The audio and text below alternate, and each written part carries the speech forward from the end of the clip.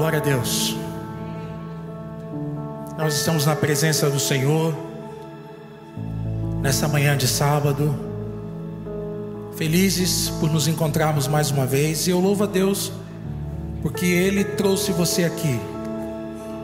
Todas as vezes que nos encontramos nesse lugar, você pode ter certeza de uma coisa: essa é uma arregimentação do céu que nos traz todos aqui a este lugar. É o céu quem promove esse encontro, é o Espírito de Deus quem promove esse encontro. Ele nos chama, Ele nos guia, nos traz até aqui para que ouçamos, vivamos e compreendamos a palavra do Senhor.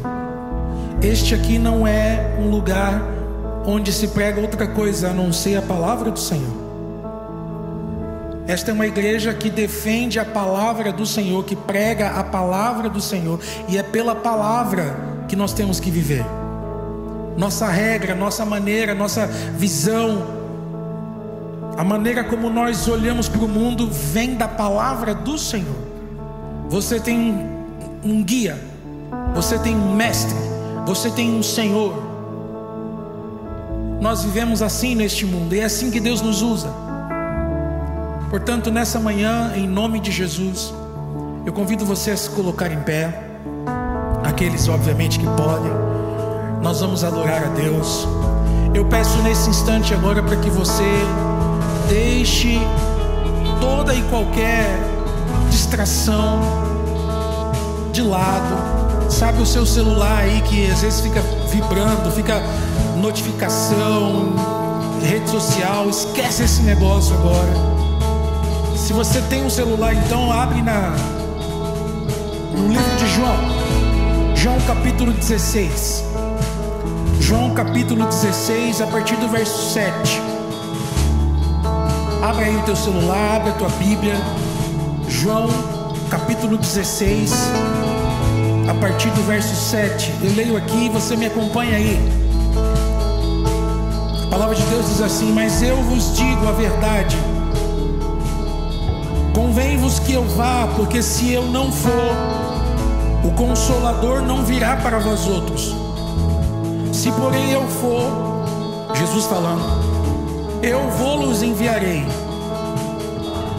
Quando Ele vier, e aqui essa parte é primordial, quando Ele vier, Ele, o Consolador, o Espírito Santo de Deus, convencerá o mundo do pecado, da justiça e do juízo. Do pecado, porque não creem em mim. Da justiça, porque vou para o Pai e não me vereis mais. E do juízo, porque o príncipe deste mundo já está julgado. Você quer saber de uma coisa, meu irmão? Em nome de Jesus, Deus já tem tudo nas mãos. O controle está sobre as mãos dele. Tudo já está acontecendo. A pergunta que eu faço para você é: você está percebendo isso? O Espírito Santo está falando no seu coração, está abrindo a sua mente, e você está percebendo que este mundo já tem seus dias contados, que o Senhor Jesus já está perto de voltar. O controle está na mão dele, todas as coisas estão com ele, e ele está prorrogando esse tempo para que eu e você tenhamos chance e acesso à sua palavra e vivamos pelo evangelho que ele nos concedeu. Você está aqui por isso. Você está aqui e você é bem-vindo nesse lugar, para que a palavra de Deus tome conta do seu coração, para que o Espírito Santo de Deus fale com você. Esse é o lugar. Deixe Deus falar com você. Esse é o lugar. Deixe Deus se manifestar na sua vida. Deixe a palavra de Deus achar lugar aí. Deixe o Espírito de Deus falar. Amém. Deus está aqui. Louvado seja o teu nome. Não há nada igual, não há nada melhor a que se compara a esperança viva. Tua presença,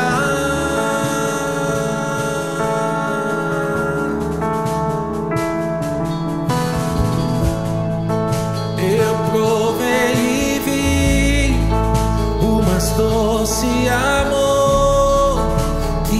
liberta o meu ser e a vergonha disso.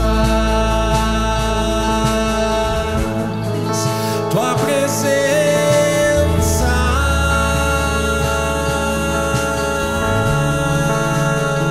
receba o Senhor agora. Santo Espírito és. Diga, cante. Vem,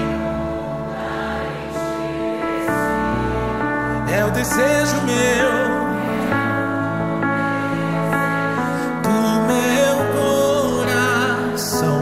Sermos inundados por tua glória, Senhor.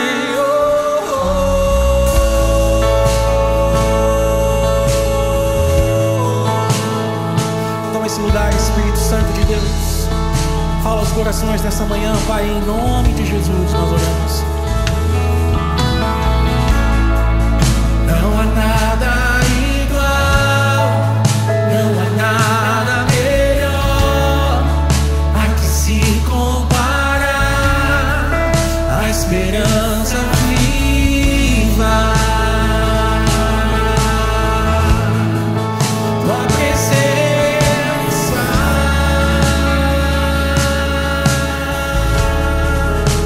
eu provei e vi,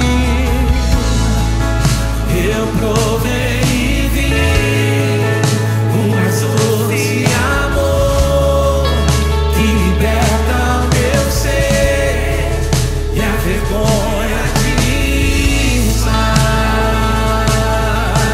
A presença de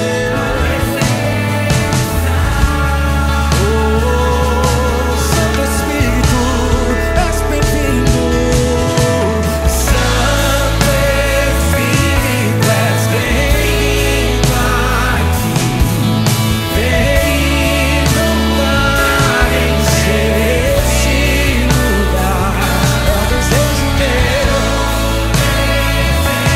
do meu coração, sermos inundados por tua glória, Senhor. Santo Espírito, és bem-vindo aqui. Vem inundar, encher esse lugar. É o desejo do meu coração, sermos inundados por tua glória, Senhor.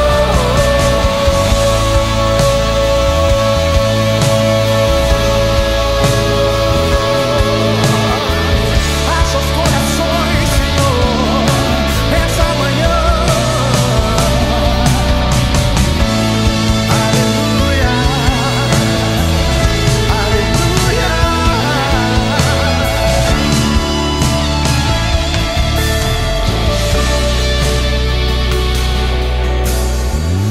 Vamos provar quão real é tua presença. Vamos provar tua glória e bondade. Vamos provar quão real é tua presença. Vamos provar tua glória e bondade. Vamos provar quão real é tua presença. Vamos provar tua glória e bondade. Vamos provar quão real é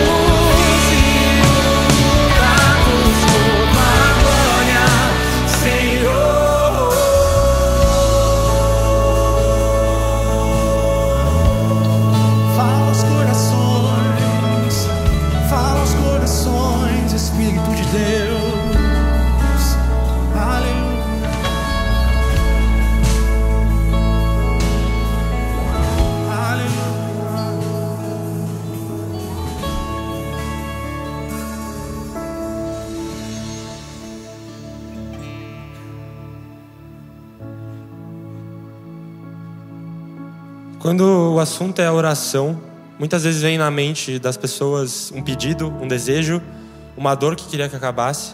Mas hoje eu quero que vocês conheçam a história de um jovem. Jovem esse chamado Charles Finney. Nasceu em Nova York, cristão, mas era tão ignorante para a religião quanto um pagão. Ele ia à igreja toda semana, mas não conseguia entender uma palavra do que o pastor dizia. Mas ele disse no seu relato em que ele sabia da importância da salvação. E um dia ele tentou dar um basta nisso. Passou 2 dias seguidos estudando a Bíblia do começo ao fim. No terceiro dia ele viu que isso não adiantava nada e continuou a seguir sua vida. Foi para o escritório e no caminho, naquela cidade imensa de Nova York, ele ouviu uma voz dizendo: "O que você está esperando? Não prometeu entregar a vida a Deus? O que você está fazendo, tentando fazer a justiça por conta própria?" E naquele momento, janelas abriram em sua mente e ele entendeu o retrato da graça.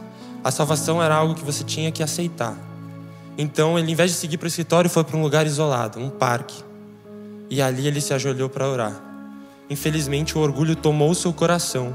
E ele ficou com vergonha de alguém ver ele orando ali e achar estranho.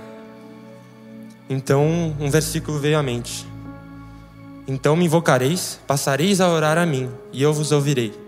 Buscar-me-eis e me achareis, e quando me buscareis de todo o vosso coração." Naquele momento ele se levantou, seguiu o caminho para o trabalho e a certeza da salvação começou a tomar conta do seu coração. De noite, um amigo o encontrou em prantos, chorando, e perguntou o que tinha acontecido. Será que ele estava passando alguma dificuldade? Não, ele chorava por plena alegria de finalmente ter entendido a salvação. O Espírito Santo foi algo pedido de Jesus para deixar ele habitar em nosso coração. Antes dele morrer, ele deixou uma palavra aos seus discípulos: "Se me amais, guardai os meus mandamentos, e eu rogarei ao Pai para que venha outro Consolador e habite convosco." Hoje eu quero deixar uma reflexão para que vocês possam orar pelo derramamento do Espírito Santo. A oração de arrependimento é muito mais poderosa do que uma oração por algum desejo, porque ela é o primeiro passo para o fim da escravidão do pecado. É o primeiro passo para uma família unida, uma igreja unida de verdade. E é o primeiro passo para a volta de Jesus. A oração de arrependimento é a forma de quebrar o nosso orgulho e o Espírito Santo transformar, para que a gente não seja só uma igreja que espera pela volta de Jesus, mas que acelera a sua volta. Jesus sempre esteve mais preocupado com o nosso preparo para a volta dele do que o tempo da volta. Então que durante essa semana, essa seja a principal oração para que uma família se una e uma igreja comece a transformar um bairro, uma cidade, um país e até o mundo. Vamos nos ajoelhar para orar juntos.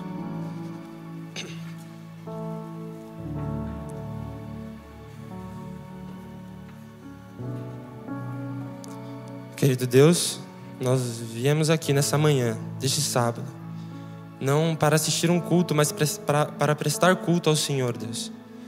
Para entregar o nosso coração e nos arrepender dos nossos pecados com nossos irmãos e que o orgulho acabe neste lugar e que Teu Espírito, Deus, possa tomar conta do coração de cada um aqui. Que os Teus dons façam parte da vida dessas pessoas e que toda vez que nós nos encontrarmos com pessoas fora daqui, eles possam conhecer a Jesus através de nós. Da mesma forma que Finney pôde converter todos aqueles que ele conversava, hoje pode nascer pessoas em que têm o coração capaz de fazer isso com a atuação do Espírito Santo nas nossas vidas. Nós te pedimos por uma manhã abençoada e que o Espírito Santo comece a reinar neste lugar, Deus. Em nome de Jesus. Amém.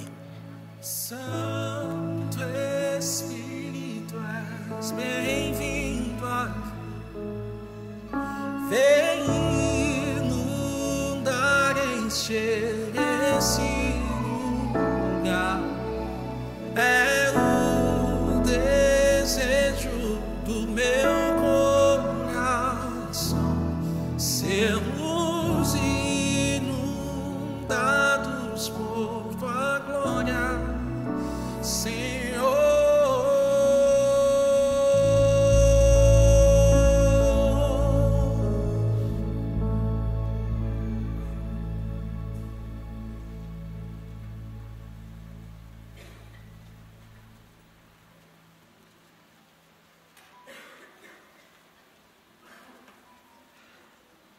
No mundo moderno, com tecnologia, startups, venture capital e outras formas de investimento, normalmente uma pessoa ou um grupo de pessoas decide por investir em empresas nas quais eles acreditam. E isso faz com que eles se tornem mais interessados pelo sucesso dessa empresa. O ato que nós estamos prestes a fazer agora tem, para além desse fator, demonstra a nossa obediência em Deus, define as nossas prioridades, aumenta a nossa fé, leva à alegria, traz sobre nós bênçãos e abundância. E, por termos participado, torna-nos também não meramente espectadores da obra de Deus nesta terra, mas participantes ativos nela. Neste momento, os diáconos vão passar com as salvas, vão recolher os dízimos e as ofertas. Vocês também poderão fazê-lo eletronicamente, utilizando o QR Code que aparece na tela. E para você que nos assiste pela internet, vai aparecer um QR Code que tem a chave Pix, que é o e-mail. E é para esse e-mail que nós pedimos que vocês enviem um comprovante e também a especificação, se a sua doação é um dízimo ou uma oferta.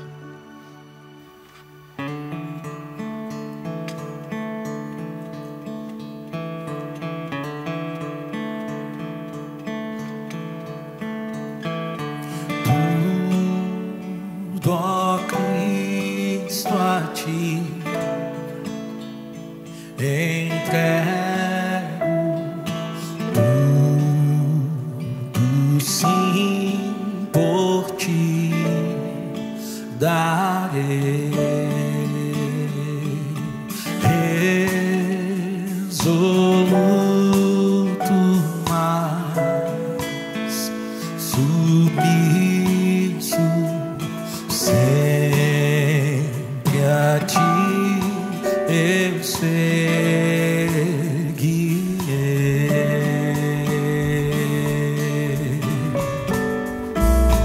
Tudo entregarei.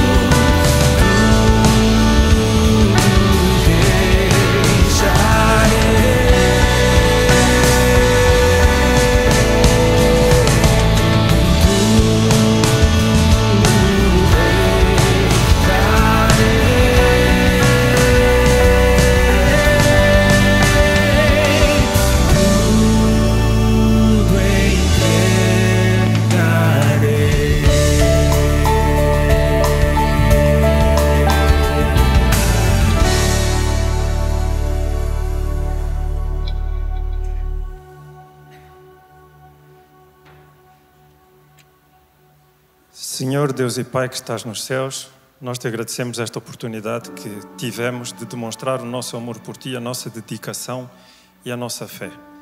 Te pedimos, Senhor, que Tu abençoes grandemente aqueles que contribuíram de acordo com aquilo que está proposto no seu coração.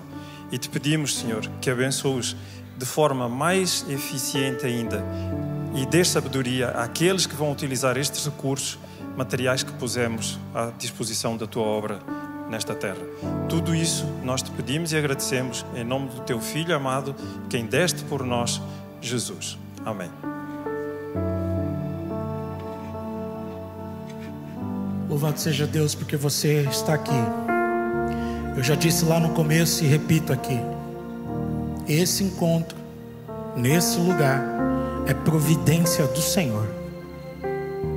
Eu não sei se você entendeu o que eu acabei de dizer, mas eu vou repetir, só para te dar a chance de você reagir de uma maneira bem pentecostal. Esse encontro é providência do Senhor. Glória a Deus. Louvado seja o nome do Senhor. Você quer ficar em pé? Vamos adorar ao Senhor.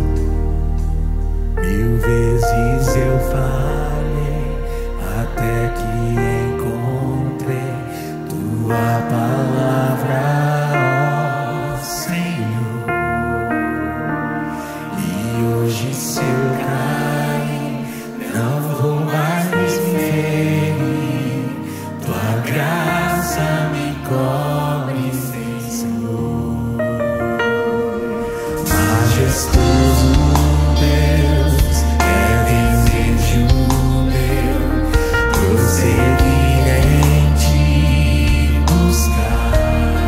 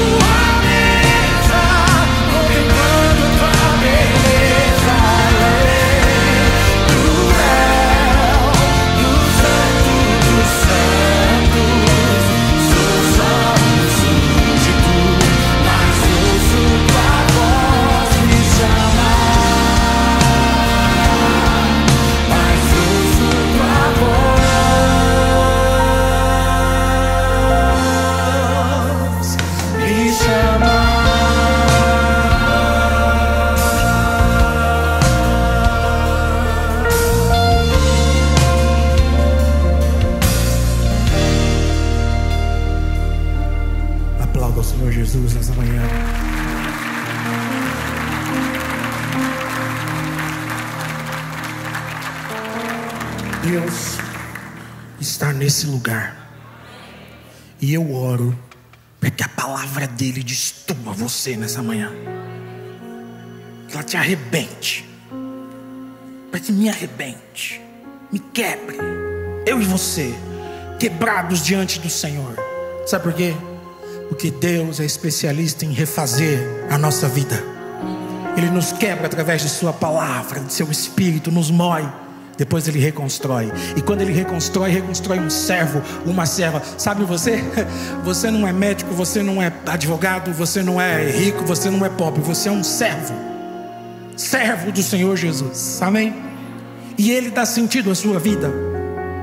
É Cristo quem dá sentido à vida. Tente viver por qualquer outro ser. Tente, experimente. Mas você só vai achar sentido quando estiver vivendo inteiramente pelo Senhor Jesus. E essa oração da manhã, para que o Espírito Santo nos quebre agora e nos faça entender a realidade do céu, nos faça entender a realidade do reino de Deus. É Cristo em nós a esperança da glória. É Cristo em nós a esperança da vida eterna. É Cristo em nós a salvação. É Cristo em nós. Cristo é tudo. Cristo é tudo. É Ele agora. Essa canção fala exatamente isso. Impossível para mim do pecado escapar. Há inclinações em mim que me levam a falhar. É preciso um poder que opere em meu interior. Instrução que eu possa ter a cultura do meu ser, meu esforço, meu querer não me poderão valer. É preciso um poder que opere em meu favor. Quem é Ele? Cristo, justiça que me alcança.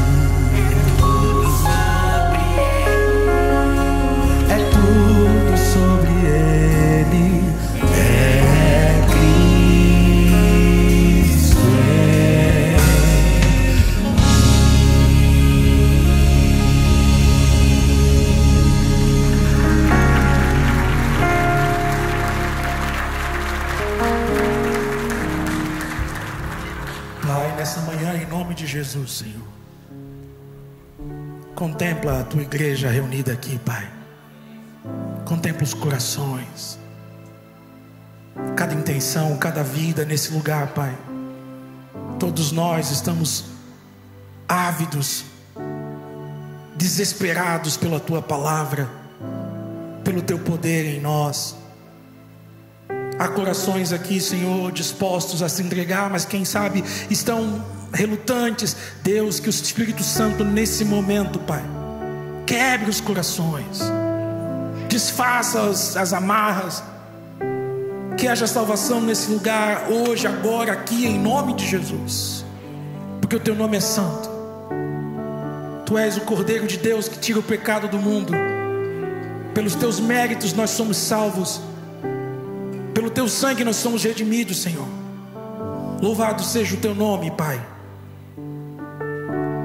Digno é o Cordeiro que foi morto, santo, santo Ele é. Um novo cântico ao que se assenta sobre o trono do céu. Digno é o Cordeiro que foi morto,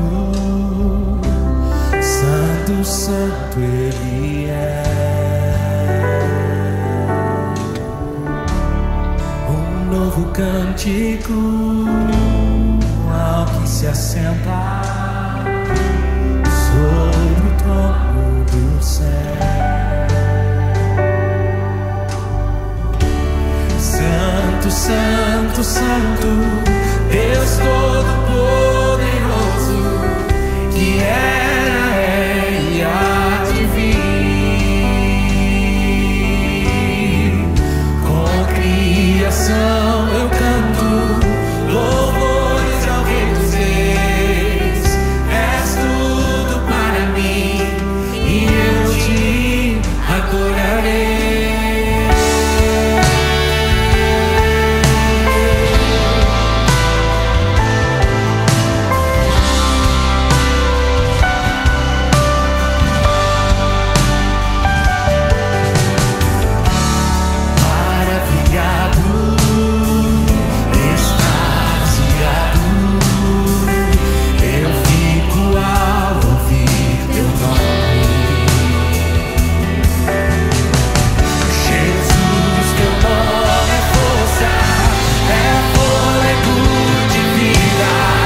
Misericórdia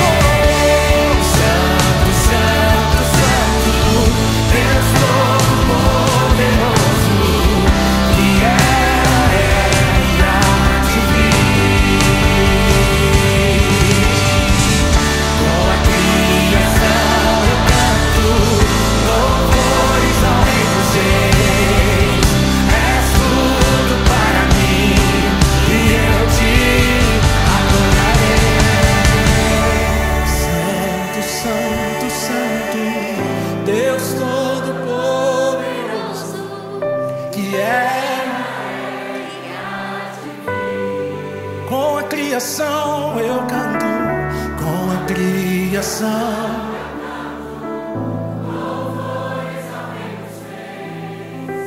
És tudo para mim e eu te adorarei. Erga suas mãos, erga suas mãos.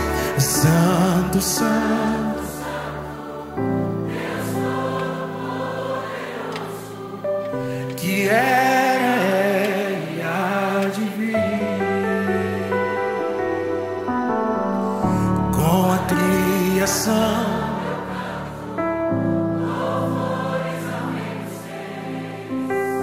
és tudo e eu te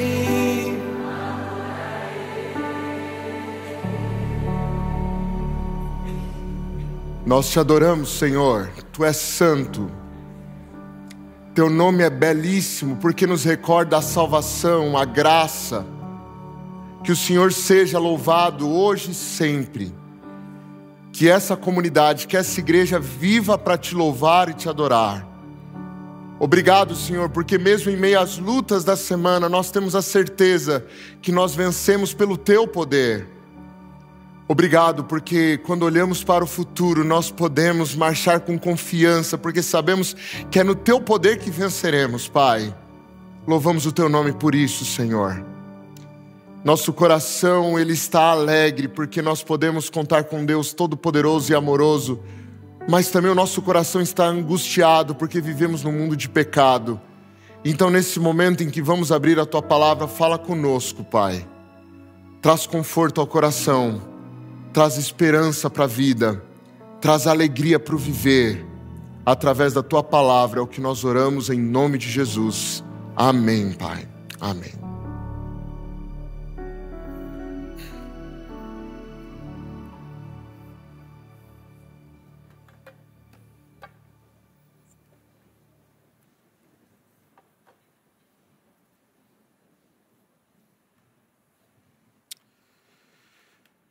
Que você tenha um sábado muito feliz. Bom dia.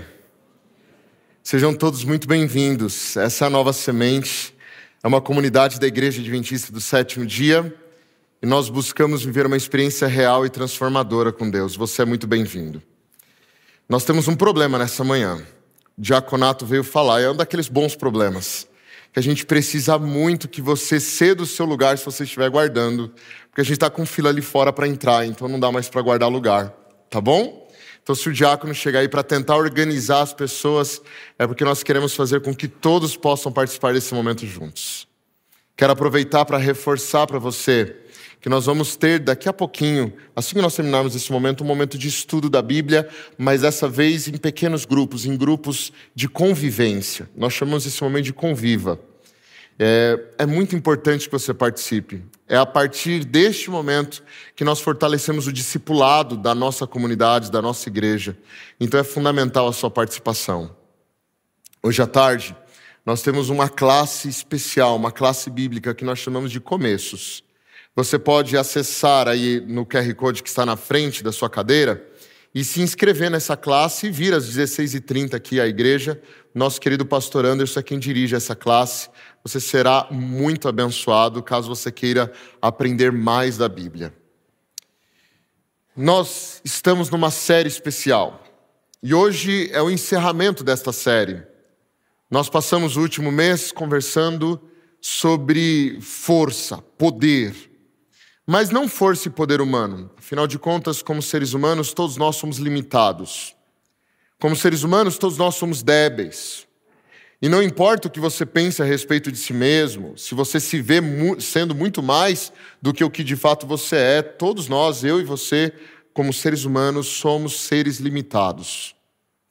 E na nossa vida, em vários momentos, nós nos percebemos completamente sem forças, completamente sem energia, sem capacidade para resolver algumas demandas. E é nesse momento em que nós nos percebemos fracos que Deus aparece. Mas Ele aparece com sua força, com seu poder. E Ele se torna o poder daqueles que não têm poder, o poder dos fracos. Nesta série, nós baseamos nossas reflexões no livro do Dr. Amin Rodor, A Vantagem nas Desvantagens. E nós estamos vendo histórias no Antigo Testamento que nos ajudam a compreender o quanto nós somos fortalecidos por um poder que não é nosso, um poder que é de Deus. Hoje, nós vamos concluir essa série. E para concluir essa série, eu preciso dizer algo ao seu coração. Essa série é um abraço. É a melhor forma que eu encontrei para definir essa série no meu coração. Todos nós estamos passando por um ano de atividades. E é bem provável que depois de um semestre inteiro de muitas atividades, de muito trabalho, de muitas lutas, você se sentiu cansado, talvez até exausto. E por isso, no meio de um ano de desafios, a melhor coisa que a gente poderia receber de Deus é um abraço. É o lembrete de que Ele está conosco, apesar das lutas, apesar dos problemas, apesar da sensação de fragilidade. Então, o objetivo do pastor Anderson e eu, na condução dessa série, era que você se sentisse abraçado por Deus. Era que você sentisse que você não está esquecido. Apesar de estar passando pelas lutas que você passa, jamais ninguém é esquecido por Deus. Ninguém. Por isso, no tema de hoje, nós vamos conversar um pouquinho sobre essa dor, esse sofrimento, mas a partir da história do profeta Daniel, e você já pode ir abrindo a sua Bíblia se quiser. E o título que dei para o momento da nossa reflexão de hoje é Embaixadores em Minoria. Eu quero começar lendo uma carta para vocês, um trecho de uma carta. Por volta do ano 120 depois de Cristo, na história cristã, alguns chegam a dizer que essa carta é anterior a isso ainda. Um cristão anônimo, que se autodenomina Matetes, que na verdade significa discípulo, não é um nome próprio. Ele provavelmente tenha sido um discípulo dos apóstolos. E ele escreve uma carta. E essa carta, que tem uma escrita lúcida, um texto fluido, uma retórica impecável, ela é endereçada a um indivíduo chamado Dioneto. E essa carta escrita para Dioneto, ela tem alguns objetivos. Nós não sabemos com exatidão quem era Dioneto. Nós não sabemos com exatidão isso. Ele era provavelmente um procurador de Alexandria. Mas o fato é que Dioneto, ele estava interessado em conhecer melhor qual era essa religião que estava se propagando pelo Império Romano, que se autodenominava os seguidores do caminho ou os cristãos. Ele queria conhecer melhor essa religião. Era uma religião diferente de tudo que havia na época. Então, de alguma forma, esse discípulo, Matetes, esse discípulo de um dos apóstolos, escreve uma carta a Dioneto. E nessa carta, que é dividida em 12 capítulos, nós não temos certeza ainda se os últimos 2 capítulos são dele, mas a verdade é que os primeiros 10 são de fato dele. Essa carta, ela vai explicando muito do pensamento cristão na época. Mas eu queria me demorar com vocês, parte por parte, do 5º capítulo da carta, onde ele tenta descrever algumas características político-sociais dos cristãos da época. E ele diz assim: os cristãos, de fato, não se distinguem das outras pessoas, nem por sua terra, nem por sua língua ou costumes culturais. Com efeito, não moram em cidades próprias, nem falam línguas próprias, nem têm algum modo atípico de viver. Sua doutrina não foi inventada por eles. Graças ao talento e especulação de homens curiosos, nem professam, como outros, algum ensinamento humano. Pelo contrário, esses cristãos, eles vão vivendo em casas gregas e bárbaras, conforme a sorte de cada um, e adaptando-se aos costumes do lugar quanto à roupa, comida e o resto. Revelam por unanimidade uma maravilhosa e paradoxal constituição no seu regime de vida político-social. Ou seja, a perspectiva social e política deles não se enquadrava a absolutamente nada do que havia no mundo de sua época. Eles habitam pátrias próprias, mas como peregrinos. Participam de tudo como cidadãos e tudo sofrem como estrangeiros. Toda terra estrangeira é para eles uma pátria, e toda pátria uma terra estrangeira. Casam como todos e geram filhos, mas não abandonam a violência os recém-nascidos, como era um costume da época. Servem-se da mesma mesa, ou seja, comem na mesa com todo tipo de gente, mas não desfrutam do mesmo leito, não se casam com qualquer tipo de pessoa. São seres humanos de carne, mas não vivem segundo a carne. Eles moram na terra e são regidos pelo céu. Obedecem às leis estabelecidas e superam as leis com as próprias vidas. Amam todos e por todos são perseguidos. São desconhecidos, mas mesmo assim são condenados à morte. Mas mesmo condenados à morte, ganham a vida. São pobres, mas enriquecem muita gente. De tudo carecem, mas em tudo abundam. São desonrados, e nas desonras são glorificados. Injuriados, são também justificados. Insultados, bendizem. Ultrajados, prestam as devidas honras. Fazendo bem, são punidos como os maus. Fustigados, alegram-se, como se recebessem a vida. São hostilizados pelos judeus como estrangeiros, são perseguidos pelos gregos, e os que os odeiam não sabem dizer a causa do ódio. Eu nunca vi uma definição melhor para a fé cristã do que essa. Nunca vi. Vocês perceberam? Os cristãos eram os melhores cidadãos da cidade, mas viviam como se não fossem dali. Os melhores. Eram fracos, perseguidos, condenados, ridicularizados, carentes, mas ao mesmo tempo eram fortes, protegidos, livres, convictos e abundantes. É paradoxal. A força não era deles, esse é o ponto, a força não era deles. E por isso sua forma de viver era única. Nós vivemos nesse mundo como estrangeiros. Apesar de o cristianismo ter crescido nominalmente, ter popularidade hoje em dia, apesar de o cristianismo ser usado como instrumento pela política, tanto no passado quanto no presente, à esquerda e à direita, a fé cristã, como é apresentada na Bíblia, mas na Bíblia inteira, sem edições político-sociais, a fé cristã é vivida por uma minoria. O cristão que decide viver o Evangelho sem se permitir ser dominado por ideologias humanas no nosso tempo é minoria. E por essa razão, quando vivemos neste mundo, vivemos como estrangeiros em terra alheia. Nós até podemos ter um RG, nós até podemos nos autodenominar cidadãos do país em que vivemos, mas somos de fato minoria. Quantas vezes você já se sentiu minoria neste mundo? Quantas vezes você já sentiu minoria por sua fé? Quantas vezes você já se sentiu minoria por suas crenças? Você se sentiu minoria pelo seu estilo de vida, pela esperança que você sustenta em Cristo Jesus. Pensando nessa perspectiva de, por vezes, nos sentirmos uma minoria neste mundo, eu quero citar uma história do Antigo Testamento que é singular para a nossa reflexão. A história do profeta Daniel.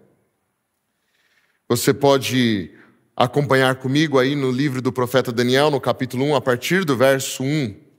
E a Bíblia diz que no 3º ano do reinado de Joaquim em Judá, Nabucodonosor, rei da Babilônia, veio a Jerusalém e cercou a cidade. O Senhor lhe deu vitória sobre Joaquim, rei de Judá, e permitiu que levasse para a terra da Babilônia alguns dos utensílios sagrados do templo de Deus. Nabucodonosor os colocou na casa do tesouro de seu Deus. O rei ordenou que Aspenaz, o chefe dos seus oficiais, trouxesse ao palácio alguns dos jovens israelitas da família real e de outras famílias da nobreza. Disse o rei: escolha somente rapazes saudáveis e de boa aparência, que sejam instruídos em diversas áreas do conhecimento, que tenham entendimento e bom senso e sejam capacitados para servir no palácio real. Ensine a esses jovens a língua e a literatura da Babilônia. O rei determinou que recebessem de suas próprias cozinhas uma porção diária de alimento e vinho. Os rapazes seriam treinados durante 3 anos e depois passariam a servir o rei. Judá, o que restara do reino de Israel, ficava mais ao sul da Palestina, com capital em Jerusalém, foi sitiada, foi cercada por Babilônia. Eles já haviam visto, alguns anos antes, seus irmãos do norte serem cercados e levados pelos assírios. E apesar de Deus ter enviado vários profetas para chamar a atenção de Judá, para que eles mudassem o direcionamento que eles estavam dando às suas vidas, porque o caminho para o qual eles estavam trilhando era o mesmo dos seus irmãos do norte, Judá tapou os ouvidos aos constantes apelos de Deus. E por volta do ano 605 a.C., na primeira das 3 investidas feitas por Babilônia ao reino de Judá, Babilônia apareceu e levou uma boa parte dos jovens, tanto da nobreza quanto da realeza. A estratégia de Babilônia era eliminar o poder militar da nação vassala, então isso acontecia por um processo de guerra, é óbvio. Mas depois, Babilônia levava a juventude para poder doutriná-la na sua visão de mundo. E eles não levavam qualquer jovem. Eles levavam os jovens que tinham tido mais oportunidade ao estudo. Assim, eles podiam levar aqueles que teriam poder de influência para a sociedade. Por essa razão, o objetivo de Babilônia era matar a cultura, matar a religiosidade, matar a fé daqueles da nação subjugada. Destruir o idealismo, destruir o patriotismo da próxima geração. Essa é uma estratégia ótima para acabar com o poder de qualquer nação. O ponto é que vão para a Babilônia vários jovens judeus. Mas o livro de Daniel, ele está escrito para descrever que a maioria desses jovens foram por caminhos de alta submissão, mas tiveram 4 que fizeram a diferença. Quem eram esses jovens? Daniel e seus amigos. Nós já veremos os nomes de cada um deles. Mas eu gostaria, antes de trabalhar o nome deles, dizer uma lição que é crassa, que aparece de forma muito evidente nessa história. E a primeira e mais importante lição é que Babilônia impôs vulnerabilidade da mesma forma que o mundo nos faz vulneráveis. A imposição de vulnerabilidade. E a Babilônia fez isso através de 3 passos. O primeiro passo de Babilônia foi destruir a comunidade daqueles jovens. Babilônia matou seus pais, os separou de seus amigos, os separou de seus parentes, dos conhecidos, dos líderes religiosos, dos líderes da nação. A Babilônia destruiu a sua comunidade e a maior vulnerabilidade do ser humano é quando nós somos privados da presença das pessoas que contribuíram com a nossa formação. Vocês sabem disso. É o momento que nós nos sentimos mais vulneráveis, quando nós somos afastados daqueles que nós aprendemos a confiar e que cuidaram e que nos formaram desde que nós éramos pequenos. Então esse é o momento em que o ser humano está mais vulnerável. A primeira coisa que Babilônia faz é poder separar essa juventude de sua comunidade. Assim, eles eram uma minoria ferida, com uma missão, e a missão era tentar se ajustar à Babilônia, mas sem perder as suas bases, sem perder seus valores e princípios. Eu quero que você imagine a dor comigo. Imagine a dor, imagine o sofrimento, imagine a saudade, imagine o senso de impotência. Nós também vivemos assim nesse mundo. Não são raras as vezes que nós nos percebemos lutando nesse mundo sozinhos. Esse mundo por vezes é hostil e faz questão de nos lembrar que nós somos vulneráveis. A sensação de estarmos longe de casa, longe do nosso verdadeiro lar, assaltados pela dor de viver num mundo que não favorece aqueles que amam a paz. Quantos de nós gostaríamos de ter um lugar de paz para chamar de lar? Quantos de nós gostaríamos disso, mas a vida nos proibiu? É coisa desse mundo, é coisa de Babilônia, destruir a família, destruir a comunidade, destruir a relação com aqueles que formam o nosso círculo mais íntimo. A segunda coisa que Babilônia fez foi impor uma cosmovisão. Ela destrói o lar, a comunidade, e impõe uma nova cosmovisão. Babilônia era politeísta, com seus próprios deuses, seus próprios costumes, sua própria comida, suas próprias roupas, sua própria língua, suas próprias ideologias. Babilônia era uma potência, mas totalmente diferente de Judá.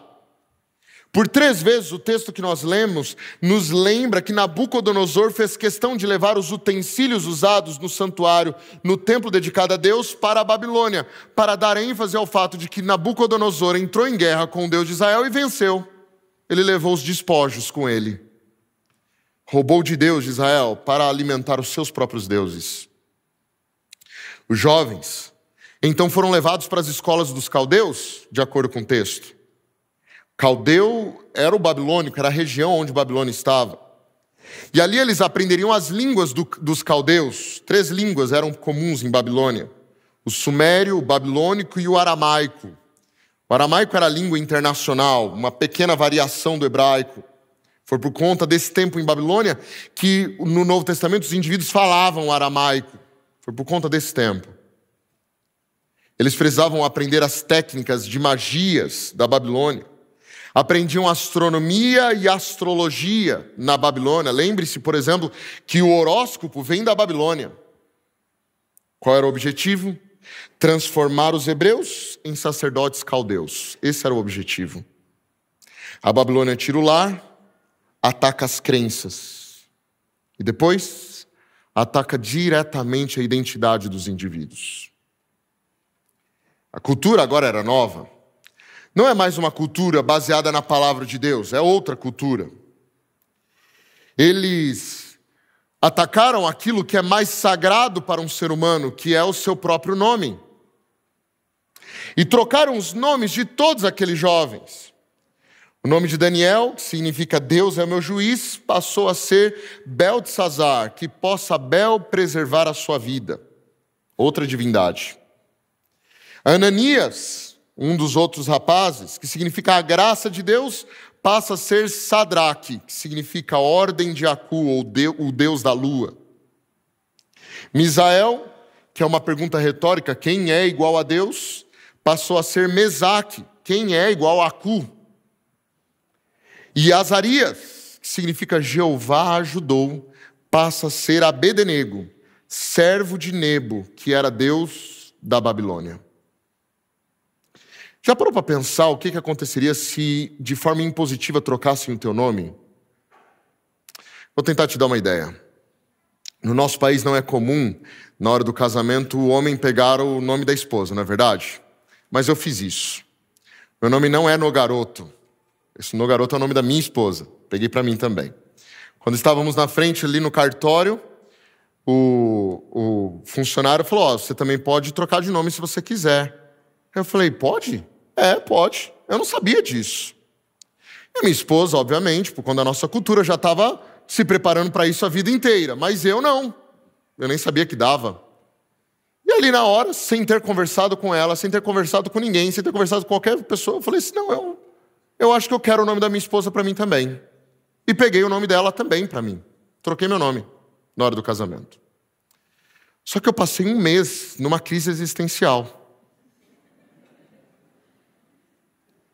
Porque eu nunca pensei em mudar o meu nome. Nunca pensei nisso. E foi um momento que eu tive que fazer aquela reflexão. Ela já estava fazendo essa reflexão desde sempre, mas eu não. Eu tive que fazer a partir daquele momento. E a partir daquele momento eu tive que entender que o meu nome não era mais Ricardo Santana apenas, Ricardo Santana de Oliveira. Agora é Ricardo Santana de Oliveira Nogaroto. Essa crise existencial, ela não é nada perto do que esses jovens passaram. Porque agora eles tinham outro nome, o primeiro nome inclusive, destinado a outras divindades que não tinham nada a ver com as divindades que eles adoravam desde que nasceram. Imagina só você vivendo isso. Como se não bastasse isso, Babilônia atacou sua sexualidade, provavelmente.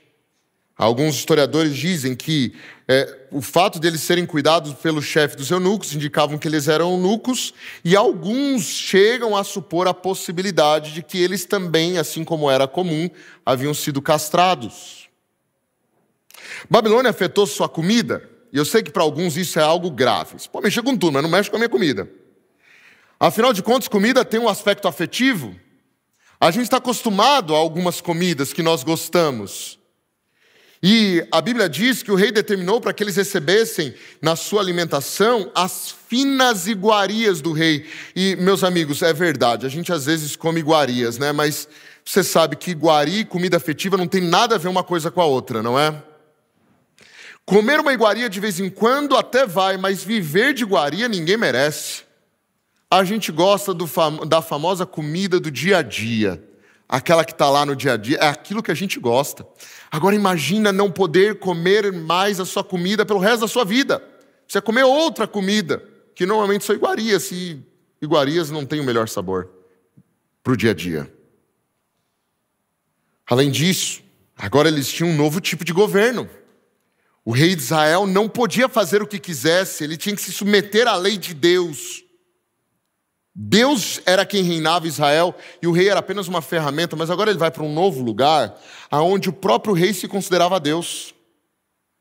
E nós vemos isso sendo assustador em Daniel 2, quando o rei, por conta de um sonho, por conta de um capricho, manda matar um monte de gente. Em Israel, o rei nunca poderia fazer isso sem que Deus intervisse. Então agora eles estão num novo estilo de governo, que agora impõe um novo tipo de adoração. No capítulo 3, o rei constrói uma estátua e fala, olha, todos devem se ajoelhar perante essa estátua de ouro. Mas eu não costumo adorar estátuas, não interessa. Todos devem se ajoelhar perante a estátua. Você percebeu? Atacou a identidade. Babilônia ataca o lar, as pessoas da comunidade que nos cercam, ataca as nossas crenças e ataca a nossa identidade. E aí, quando nós já perdemos as pessoas, as crenças e a identidade, nós nos tornamos o ser humano mais vulnerável desse mundo. Quem que nós somos sem essas coisas? Quem que nós somos? O fato é que o mundo faz a mesma coisa. E por vezes nós ficamos vulneráveis, e é aqui que as nossas fraquezas são reveladas. E a pergunta é, o que fazemos quando esse mundo hostil nos ataca e destrói o que é mais importante para nós? E aqui nós vamos para a segunda lição. Quando Babilônia impõe vulnerabilidade, os filhos de Deus devem saber a quem recorrer. Babilônia pode até fazer coisas externas. Pode até me forçar a aprender uma nova língua, pode me forçar a estudar outros temas, pode até me forçar a algumas coisas externas, mudar o meu nome. Até pode. Mas ela não pode me forçar a pensar em outro a não ser o Deus que me salva. Ela não pode. Eles possuíam uma clara convicção de quem ou para quem eles viviam, a quem eles serviam. Eles tinham clareza a respeito disso. E nós vemos isso acontecendo nos 3 primeiros capítulos de Daniel. É bem interessante isso. Porque no primeiro capítulo o problema é a comida. Comidas que não envolviam as crenças deles. E a Bíblia diz que Daniel e seus amigos decidiram por não se contaminar com comida e batalharam para conseguir se alimentar de outras comidas. Não tinha muitas outras variedades, a não ser legumes e água. Tá tudo bem, é isso que a gente vai comer. Quando vamos ao capítulo 2, que envolve o sonho do rei, Daniel se levanta e fala assim, olha, eu sei que o rei mandou matar todo mundo, mas me dá um tempo que eu quero orar. Eu quero tentar, Deus vai intervir. Eu sei quem é que me atende quando eu oro. No capítulo 3, quando os jovens são expostos à necessidade de adorar uma estátua de ouro, eles se levantam e dizem, olha, se nós formos jogados na fornalha ardente, o Deus a quem servirmos pode nos salvar. Mas mesmo que Ele escolha não nos salvar, mesmo assim a gente não vai adorar essa estátua de ouro, porque a gente tem convicção de quem a gente serve. A gente tem certeza que servimos a um Deus que é poderoso. Eles estão fracos, é verdade, eles estão fracos, mas eles não estão desanimados. Eles estão vulneráveis, mas eles não estão perdidos, eles estão em minoria, mas eles não estão desacompanhados. Isso é muito importante. Quando o mundo entrar em confronto contra aqueles que têm Deus ao seu lado, só por achá-los fracos, o mundo acaba descobrindo que eles nunca estiveram sozinhos. Nós não estamos sozinhos neste mundo. Nós até podemos ser minoria, até podemos, mas jamais estaremos sozinhos. Porque uma minoria com Deus, que é todo-poderoso, jamais será frágil, porque Ele é o poder dos fracos. E aqui nós temos uma terceira lição. Que embora eles fossem minoria, eles sabiam que um com Deus é maioria. Um com Deus é maioria. Eles eram diferentes porque eles pensavam num reino muito maior. Eles não pensavam num reino que se media por número populacional, por quantidade de armas. Eles pensavam num reino que se media pelo Deus que os guiava. E por essa razão eles sabiam que pertenciam a um reino muito maior do que qualquer reino humano. Quando o dever é claro, quando a missão é clara, quando a convicção de quem nos guia é clara, é evidente em nossas vidas, nós não fazemos perguntas a respeito do preço nem das consequências da obediência. Nós obedecemos porque sabemos que quem está ao nosso lado é suficiente para atender a qualquer necessidade. Qualquer. Eles não se confundiram sobre qual rei era superior. E nós vemos isso em Daniel 2, quando o próprio Daniel ele entra à presença do rei e diz assim: Nabucodonosor, louvado seja o nome de Deus para todo sempre, pois a ele pertence a sabedoria e o poder. Ele muda o curso dos acontecimentos. Ele remove reis de seus tronos e põe outros no lugar. Dá sabedoria aos sábios e conhecimento aos eruditos. Revela coisas profundas e misteriosas e sabe o que está escondido nas trevas, embora ele seja cercado de luz. Eu te agradeço e te louvo, ó Deus, de meus antepassados, pois me deste sabedoria e força. Tu me mostraste o que pedimos, revelaste o que o rei exigiu. Você percebe que ousadia? Chegar na presença do maior rei da terra e falar assim: eu sirvo a um Deus que coloca reis e tira reis. Ou seja, eu sirvo a quem é maior que você. Não importa o teu tamanho, Nabucodonosor. Eu sirvo em quem te colocou aí. Eu sirvo aquele a quem te colocou aí e quem pode te tirar daí desse trono. É a este que eu sirvo. Nós somos, portanto, embaixadores de Deus neste mundo. Assim como Daniel era embaixador do reino de Deus na Babilônia. Somos embaixadores no mundo, mas não do mundo. Somos embaixadores, levamos a presença do reino dentro de nós. Você se lembra do que o próprio Jesus disse quando um certo dia os fariseus perguntaram a Jesus quando viria o reino de Deus? E Jesus respondeu: o reino de Deus não é detectado por sinais visíveis. Não se poderá dizer está aqui ou está ali, pois o reino de Deus está dentro de vocês. E isso é extraordinário, porque um embaixador é aquele que representa um outro reino estando num país estrangeiro. E a embaixada, que é o lugar onde o embaixador está, é território do país que ele representa. E o embaixador é uma figura muito interessante, porque ele vive entre dois mundos, não é verdade? Ele vive entre duas realidades. Ele vive na realidade do país que o mantém, e ele é obediente às leis daquele país, ele é representante desse país. Mas ele também vive a realidade do país que ele está, onde ele trabalha, e ali ele também obedece às leis daquele país, e ele vive de acordo com aquele país, porque ele tem uma representação a fazer ali. E o embaixador, normalmente, é aquele indivíduo que conhece muito dos dois países, não é verdade? Ele sabe muito sobre o país de onde vem, mas ele sabe também sobre o país onde ele está. Ele tem que saber fazer essa ponte. Ele é especialista nas duas coisas. E isso é incrível, porque é exatamente o que nós encontramos nesses jovens.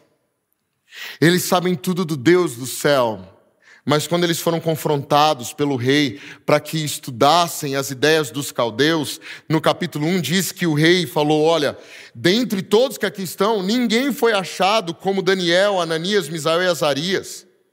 Em toda a matéria de sabedoria, de inteligência, sobre o que o rei fez perguntas, os achou 10 vezes mais sábios do que todos os magos e encantadores que haviam em seu reino. Eles eram diferenciados.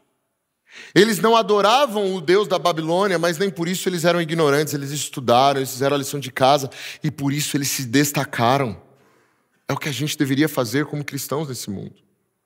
Nós deveríamos ser os melhores em conhecer o reino de Deus e entender as circunstâncias dentro do mundo em que vivemos, justamente para que nós fôssemos capacitados a fazer a ponte entre as pessoas e Deus.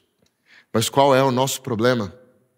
O nosso problema é que ou nós somos os melhores do reino da Babilônia, nós sabemos tudo desse mundo, mas não sabemos nada sobre o reino de Deus. Ou nós sabemos tudo sobre o reino de Deus, mas não sabemos nada sobre esse mundo. Esse tipo de cristão, sabe? É um problema, não é um embaixador.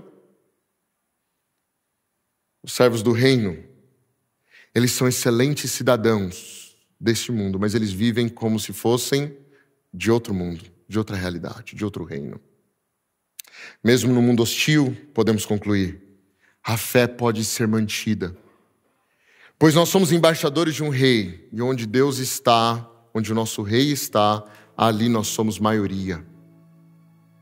É fundamental nós conhecermos quem é o nosso rei, tanto no intelecto, quanto na experiência pessoal. Ser embaixador do reino de Deus é a responsabilidade de mediar entre dois reinos, e por isso nós devemos ser cidadãos exemplares nos dois reinos. Eu quero concluir falando um pouco do resultado da ação desses jovens. Olha o que diz em Daniel no capítulo 1. Eu citei a vocês que o rei os encontrou 10 vezes mais sábios do que todos os magos e encantadores que haviam em todo o seu reino. Quando vamos ao capítulo 2, o rei ele fica encantado por aquilo que Daniel havia revelado do sonho. E então ele diz em voz alta: certamente o Deus de que vocês adoram é o Deus dos deuses e o Senhor dos reis. Ele é quem revela os mistérios, pois você foi capaz de revelar este mistério.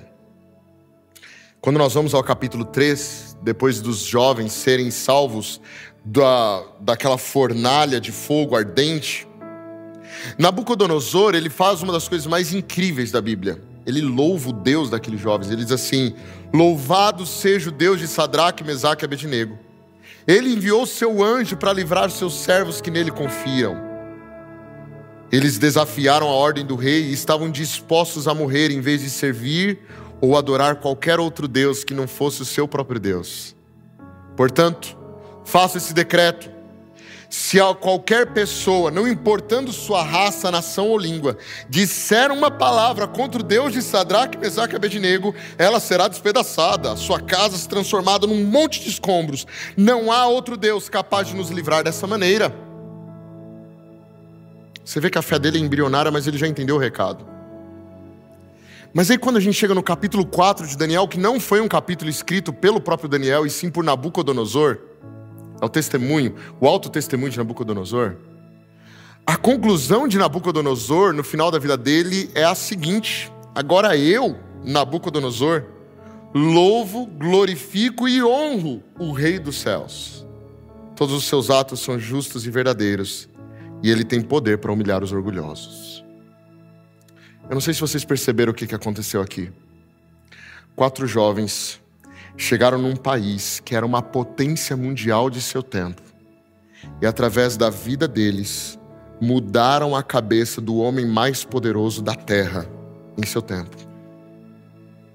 Eles não precisaram fazer nenhum motim, nenhuma revolução político-social. Eles precisaram viver a fé que eles acreditavam. Foi suficiente. Porque qualquer pessoa imbuída do Espírito Santo tem mais poder do que qualquer revolução humana. Qualquer pessoa. Porque Deus é o poder dos fracos. Fiquei pensando, Qual seria a melhor música para encerrar essa série? Qual seria a melhor forma de nós louvarmos aquele que é grande e poderoso?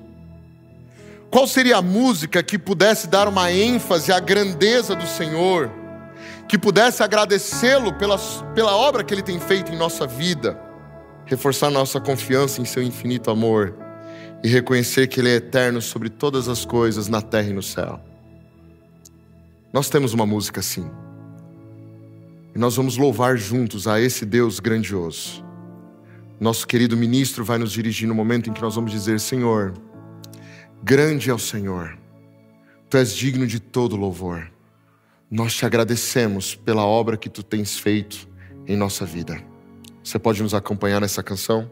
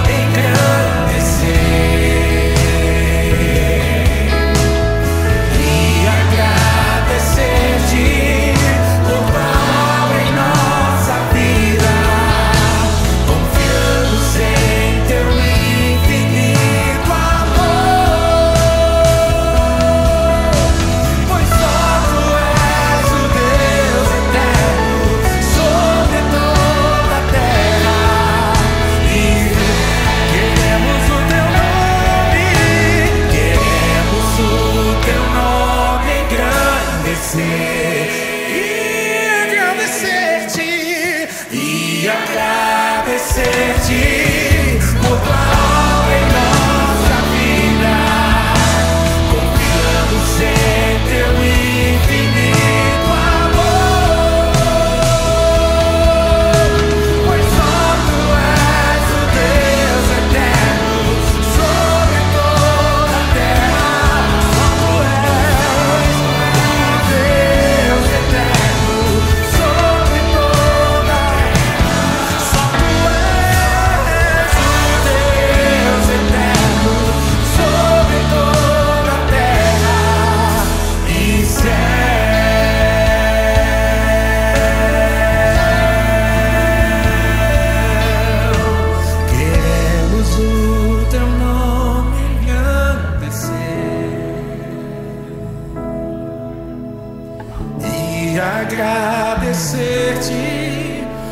tua obra em nossa vida.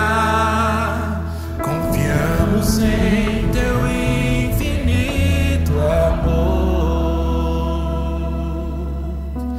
pois só tu és o Deus eterno sobre toda a terra e céu.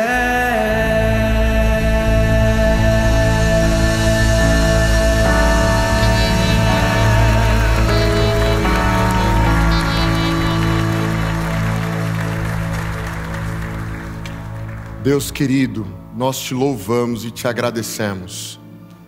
Tu és grande e poderoso, e o teu poder está disponível a nosso favor. Nós nem sabemos como te agradecer, a não ser te louvar, Pai. Obrigado pela obra linda que o Senhor tem feito em nossa vida. Não tem sido fácil. Viver nesse mundo é uma batalha diária, viver nesse mundo é uma luta, mas a gente sabe que o Senhor está ao nosso lado e é isso que nos motiva a continuar. Transforma o nosso coração de acordo com tua vontade e nos fortaleça com teu poder. Que o teu poder seja sempre a nossa força. É o que nós oramos em nome de Cristo Jesus. Amém. Que Deus abençoe a todos vocês. Viva uma vida linda com Cristo Jesus. Obrigado a você que nos acompanhou. Essa nova semente, uma experiência real e transformadora com Deus. Um excelente sábado.